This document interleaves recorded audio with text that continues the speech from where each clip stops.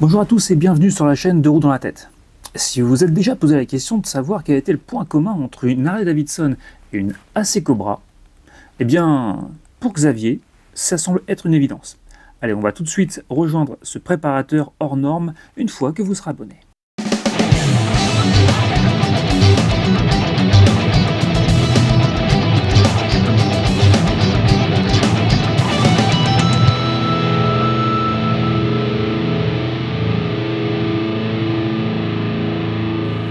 Bon, salut Xavier, ça va? Impeccable, impeccable. Alors, on est ici dans ton garage qui s'appelle Magic American Garage. Voilà, je suis content que tu le dises parce que c'est pas forcément un nom super simple à retenir. Non, non, je m'en suis aperçu à mes dépens plus tard.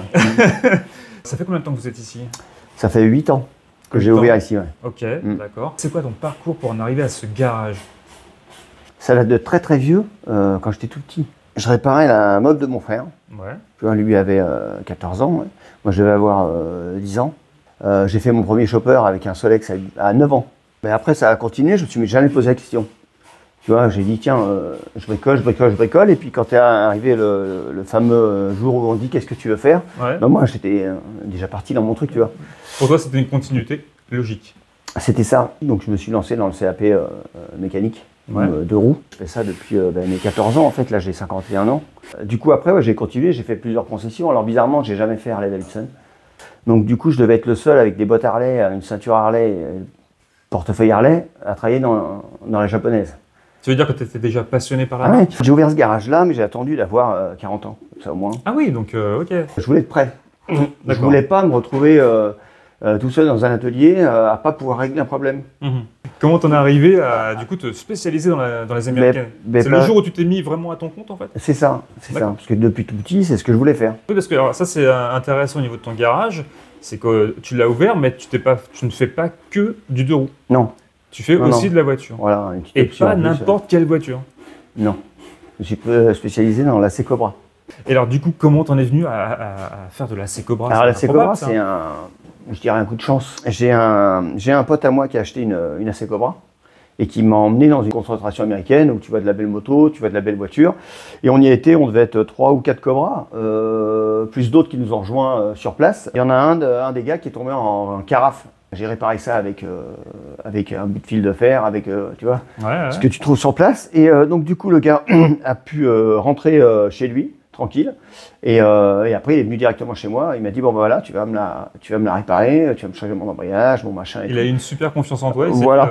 C'est toi mon mécano maintenant. Exactement. Et du coup, les autres ont suivi. Attends, il y a un truc quand même qui m'échappe, c'est que bon, c'est des propriétaires qui avaient déjà des Cobras. Toi, tu les connaissais pas ces voitures-là. Et Ouais. du jour au lendemain, ils se sont dit, c'est notre homme, c'est lui qui C'est va ça. entretenir nos Cobras. Ben, c'est vrai que ça fait bizarre, mais en fait, la mécanique, surtout américaine, c'est ce que je te disais tout à l'heure, le moteur Harley et le V8, c'est le même avec plus de cylindres. Et puis rien de compliqué quand tu arrives à une certaine expérience, on va dire. Voilà. C'est quand même particulier, il faut pratiquer parce qu'il y a quand même plein de trucs à savoir dessus. Si tu entends une de temps en temps, ben, il y a des choses qui vont t'échapper, tu vas peut-être pas forcément trouver les pièces, tu vas peut-être pas comprendre comment elle a été montée, il y a des schémas de faisceaux électriques différents, ils sont pas montés pareil. Ouais. Elles sont très proches de la Cobra originale, si tu veux. Oui, parce que tu répares les Cobras originales, Ouais, les continuations et les copies qu'il y a eu, c'est ça. copies, répliques surtout. Ouais, répliques. Et là, il y en a quand même pas mal hein, de répliqueurs différents et tu en as qui sont plus ou moins bien répliqués. Donc du coup, tu te retrouves en ce moment à travailler tes motos, mais en dessous des Cobras. Ouais, c'est ça. Vraiment pas mal. Dès l'instant où c'est américain, faut venir chez toi. C'est à peu près ça. Voilà, c'est à peu près ça, ouais. C'est ça. Sur le Harley, tu fais de la préparation aussi? Ben, on va faire de la préparation, on va faire de la construction parce qu'on est mécanicien constructeur en fait. Conception, ça. Tu pars d'une feuille blanche. C'est ça exactement. D'accord. Et tu construis la machine de A à Z en fait, selon les doléances de tes clients. Alors ça. Du coup, j'imagine que toi, tu fais pas tout. Par exemple, pour faire un cadre. Si, tu fabriques le cadre. ouais, carrément, ça, tu pars vraiment de là zéro. où ce que je peux pas faire moi, c'est les moteurs. Ça, je peux pas Ouais. fabriquer un moteur, Ouais, c'est pas possible. Hein. Il y a tellement de pièces. Voilà, exactement. Mais non, tout ce qui, alors c'est plus ou moins long à faire forcément. Donc tu dessines au Ouais. départ, Ouais. c'est ça, on dessine sur, simplement sur feuille C'est ça. tout ce qu'on veut sur la moto, la forme, etc. Exactement. Et puis une fois qu'on a le projet abouti, moi je le fabrique. C'est super intéressant, toujours Ouais. avec des moteurs Harley, évidemment. C'est ça. La base. Tu as des préférences sur les moteurs ou tu vois en fonction de ce que tu veux faire? Je préfère les vieux moteurs parce que c'est quand même plus joli à voir. Sur Ah les oui, ils ont moteurs plus de gueule. modernes, ouais, voilà, c'est ça. Tu as ce petit côté comme un cheval, tu vois, c'est un côté assez ancien, c'est sympa. Ouais. Ça a des formes assez rondes, c'est pas très régulier. Si tu prends les moteurs très récents, c'est quand même assez lissé, hein. Oui, Tu c'est vois. vrai, c'est vrai. C'est ça. Donc du coup, ça se fond mieux. C'est ça. Un 1000 fontes ou un cheval se font mieux dans un bike show que je vais dire un twin cam. Ce dont on parle, c'est ce que tu as là. Exactement. Voilà. C'est l'occasion. C'est la machine qui est là, qui est en cours, hein. On peut regarder un petit peu cette machine de près. Vas-y. La voilà.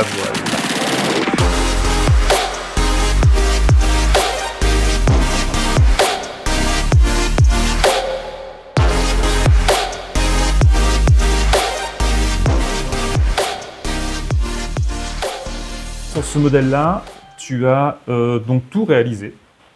Alors là, c'est une modification. Ah, c'est une modification. Voilà, c'est pas vraiment une conception, c'est une modification. C'est-à-dire qu'on a adapté une fourche qui ne va pas avec la moto, donc ça, à la limite, c'est pas exceptionnel. Ouais. C'est juste pour l'esthétique.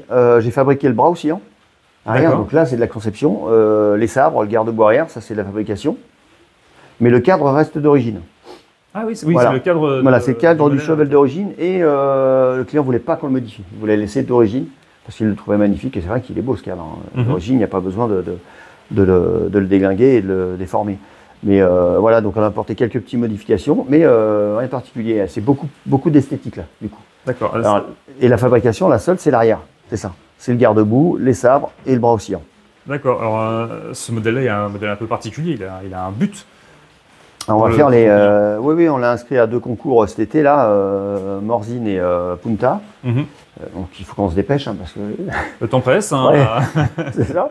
Il y a des catégories en termes de préparation. Il y a des véhicules qui sont vraiment là en termes d'œuvres d'art inutilisables parce que bon, ça ressemble à une moto, mais c'est carrément délirant, donc bon, ça roule pas. Ouais. Et il y a des catégories comme là où il y a une obligation de rouler pour Ouais. participer.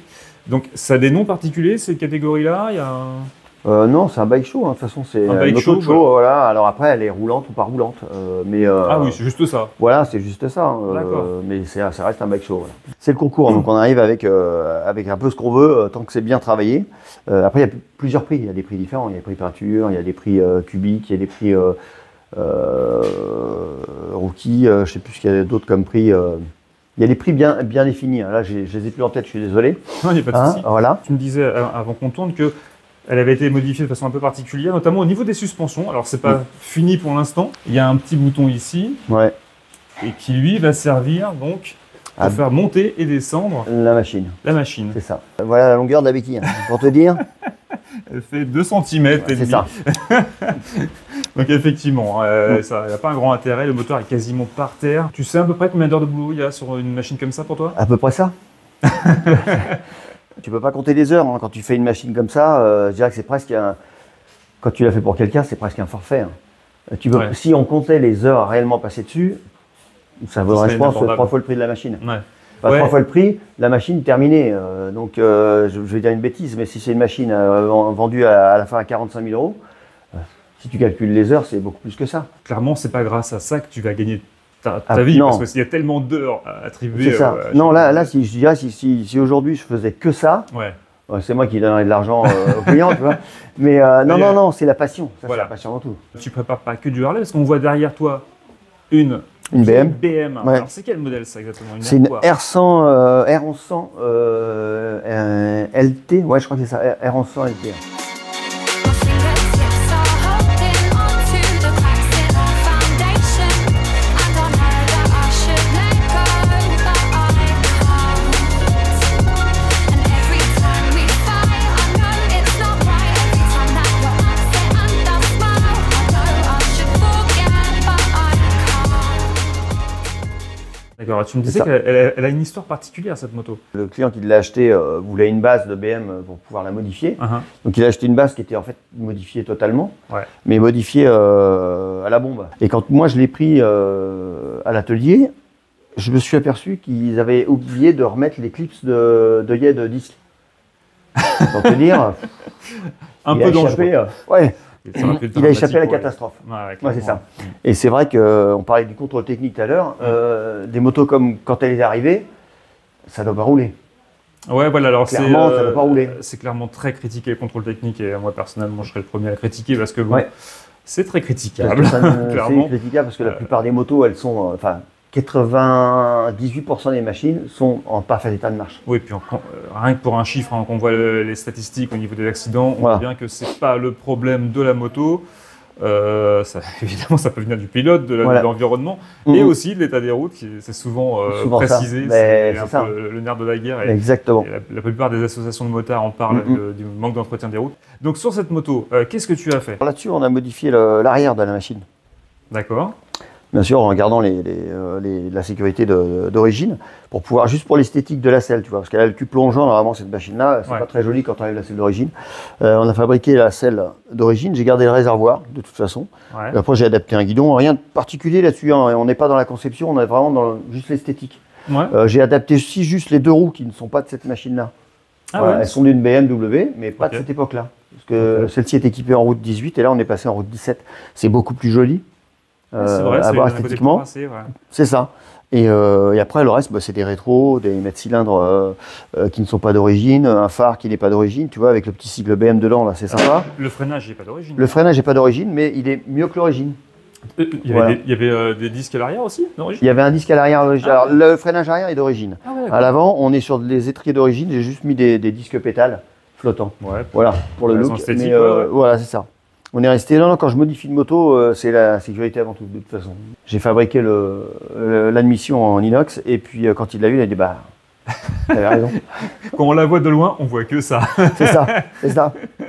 Elle est magnifique cette préparation, ouais. C'est Mm. vraiment bestial. J'ai mis un petit bocal de liquide de refroidissement différent. J'ai pas pris celui d'origine. J'en ai fabriqué un avec un petit bidon en plastique. C'est vrai que ça allait On mieux le avec la voit, machine. Tu vois, c'était mieux. Un petit côté artisanal. C'est ça. Cette Tu vois, pièce, c'est marrant. il n'y a rien d'exceptionnel, mais au moins ça rajoute un petit plus. Ouais, ouais, Qui va un peu carrément. plus avec la machine, tu vois. Et puis comme là, on peint tout en noir et puis on brosse un peu les ailettes. Du coup, Ah bon, ouais, là, ça voilà, fait- la centrale ABS, elle ressort au mieux d'avoir un truc tout moche, tout noir. Ben, ça Voilà. ressort. On a aussi celle-là, alors on n'est plus du tout sur la même taille. On est sur la Harley, C'est un road glide, normalement. ça la road glide Ouais. classique. On prenait l'avant, Mm, mm. c'est bien caractéristique des road glide. C'est un road glide CVO. On me l'a juste emmené, il y avait ouais, pour le premier mécanique. Voilà. D'accord. Donc là, tu vois, je passe de la révision à ouvrir un moteur. C'est mon job.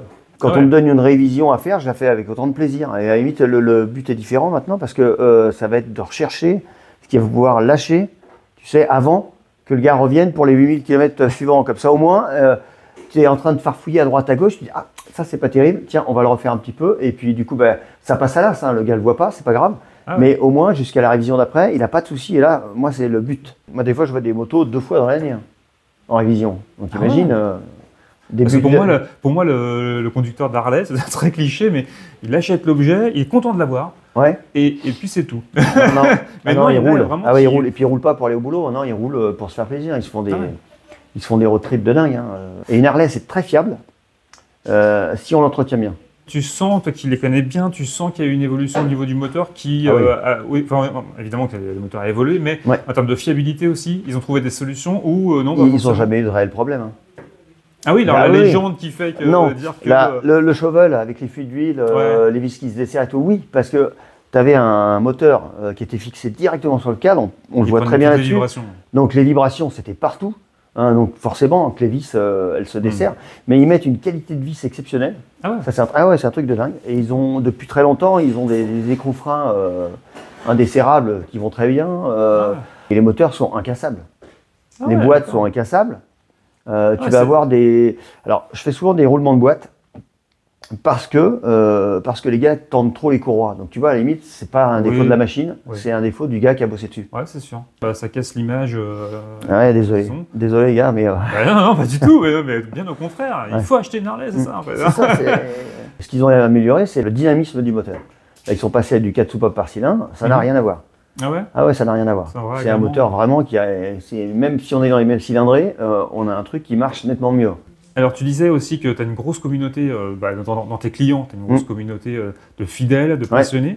Et tu fais aussi des petits événements, toi, Ouais. notamment un hier soir, mais Une fois par mois, l'été, on fait un petit apéro, tout le monde vient, on discute, on se marre, je fais venir un burger, tu vois, et comme ça, au moins, on a le temps de discuter, de déconner entre nous, et c'est une belle ambiance. c'est bien. Et c'est là la différence entre ton garage d'une concession, d'une marque, d'une grande marque, c'est que là, il y a vraiment ce côté communautaire, groupe, Convivial, ouais, c'est ça. convivial. Bah, c'est un état d'esprit. Moi, j'aime bien, je suis comme ça. Donc, on rappelle l'adresse de ton garage, du coup. Alors, c'est à Henry, Ouais, dans c'est dans la 95. zone industrielle d'Henry, Mhm. dans 95. Voilà, avis aux propriétaires de motos américaines de venir chez toi. Merci Xavier De rien. nous avoir expliqué toutes tes activités et ta passion. C'était super Bah, avec intéressant. plaisir. Et nous, on se retrouve dans la prochaine émission. Vous pouvez partager, liker, vous savez comment on fait sur les réseaux sociaux. À bientôt. Ciao. Ciao, bye.